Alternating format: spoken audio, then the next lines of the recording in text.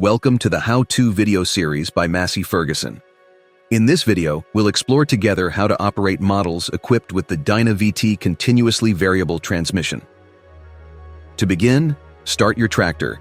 Then, select either field mode or transport mode using the 1-2 button on the multi-pad, depending on the activity you'll be doing. Mode 1 is for field work, providing a maximum speed of 30 km per hour and maximum torque. Mode 2 is for road use, offering a wider range of speeds up to 50 km per hour.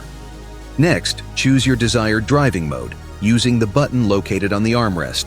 In manual mode, you'll need to give the forward command with the lever and manage the engine speed with the accelerator pedal. In automatic mode, you can use either the lever or the pedal, and the engine speed will be automatically adjusted based on your forward command. You can switch between the lever and the pedal at any time. Switch to automatic mode for the example. The indicator light turns green.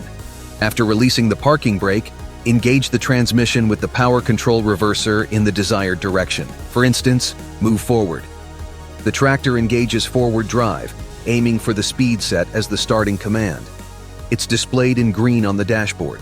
Then simply push the multi-pad forward or press the accelerator pedal to move forward, as we are in automatic mode. Now, you know how to operate a Massey Ferguson tractor equipped with the Dyna-Vt transmission. It's your turn to try.